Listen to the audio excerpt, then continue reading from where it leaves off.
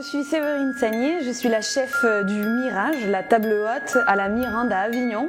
Et je vais préparer aujourd'hui le papeton d'aubergine pour Food Saga.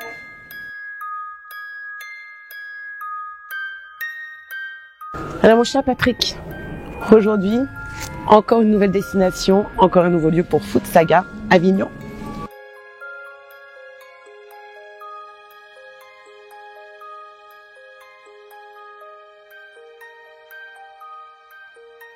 Justement, faire un plat avec la chef du bistrot ici qui s'appelle Séverine Sagnier.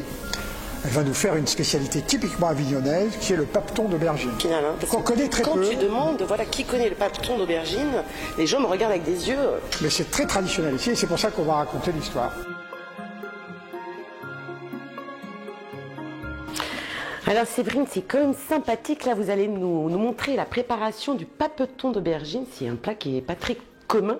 Alors le papeton ici, c'est très traditionnel, surtout l'été, parce qu'on a forcément énormément d'aubergines. Et ça fait combien de temps que vous travaillez à la Mirande? À la Mirande, ça fait 10 ans. 10 ans de maison. Puis vous travaillez dans une cuisine qui est tout à fait dans son jus. Ouais, exactement. C'est extraordinaire. C'est la cuisine d'origine de la maison. Alors l'histoire du papeton, papetoun en provençal s'il vous plaît, l'histoire du papeton d'aubergine est une histoire très curieuse. En fait, elle démarre avec l'arrivée des papes en Avignon.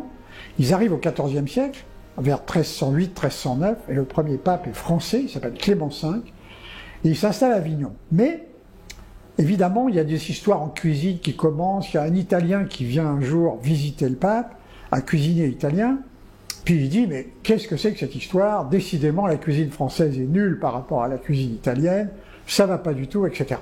Donc il y a un conflit entre les deux cuisines, française et italienne, et il y a un chef français, qui vit donc au Palais des Papes, on ne sait pas son nom, mais qui, piqué au vif, décide d'inventer une recette, et il va inventer le papeton d'aubergine. C'est-à-dire qu'il va faire une sorte de caviar d'aubergine, qui va mouler dans un moule, et il a l'idée de fabriquer un moule qui ressemble à la tiare du pape, vous savez, le truc qui se met sur la tête pour les grands événements.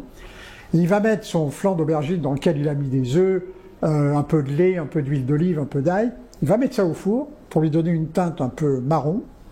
Et il va servir ça avec un très joli coulis de tomate, lui aussi à l'ail. Il va servir ça au pape. Et alors il paraît que le pape Clément V a adoré ce plat. Et il a dit à partir de maintenant, c'est mon plat favori. Alors c'est une très belle histoire, mais malheureusement elle est fausse. Alors pourquoi est-elle fausse cette histoire? Alors pour une raison bien simple et évidente. C'est qu'au XIVe siècle, quand les papes sont en Avignon, l'aubergine n'y est pas. Parce que l'aubergine, au XIVe siècle, elle n'est toujours pas arrivée en France. Elle arrivera bien plus tard, au XVIIe siècle, et encore en disant que peut-être elle est dangereuse, etc. Et c'est finalement au XVIIIe siècle qu'elle va prendre toute son importance en Provence et dans le reste de la France. Alors, l'aubergine. Oui, parce que l'aubergine, elle est née en Inde, tout le monde le sait, ou pratiquement, et les premiers qui vont la découvrir et qui vont la sortir de l'Inde sont les Arabes. Les Arabes qui commercent avec l'Inde, parce qu'il y a le commerce de la soie et de la canne à sucre, et ils vont découvrir l'aubergine. Ils vont la ramener au Moyen-Orient, parce que l'aubergine est un légume qui a besoin de beaucoup de chaleur, donc elle va bien s'acclimater au Moyen-Orient, et ça va devenir un des légumes phares de la cuisine arabe.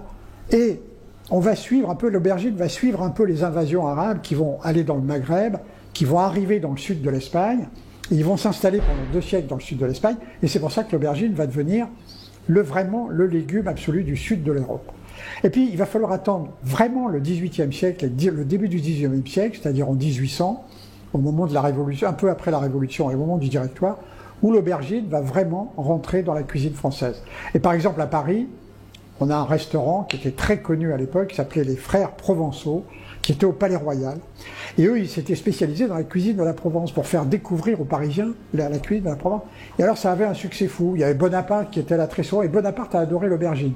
Il se la faisait servir grillée avec des tomates, de l'ail et des côtelettes de chèvre. Voilà. Et c'est à partir de là que l'aubergine va enfin exploser dans la cuisine française. Ouais, il paraît que l'aubergine, elle est d'indécence. Elle est assez... Ouais, voilà. Alors c'est vrai qu'il y a pas mal d'écrits et d'imaginaires qui démarrent sur l'aubergine par sa forme, par la douceur de la peau. Alors je me souviens d'un très grand chef provençal qui s'appelait Roger Verger.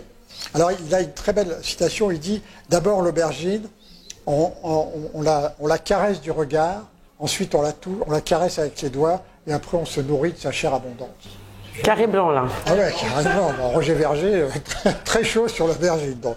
Mais c'est vrai qu'elle a eu ça. Alors, en provençal, en patois provençal, l'aubergine s'appelle le vier d'azé. Alors, je peux vous traduire ça s'appelle le vie d'âne, en gros. Donc, ça rappelle un peu le sexe de l'âne. Donc, vous voyez quand même qu'il y a une note très érotique, liée à l'aubergine. Foodsaga a sélectionné 2 vins, comme d'habitude, pour un accord classique avec le papeton d'aubergine et pour un accord un peu décalé, un peu original. Alors, on a choisi le château de Saint-Martin, les vins du château de Saint-Martin, qui est un très beau château magnifique.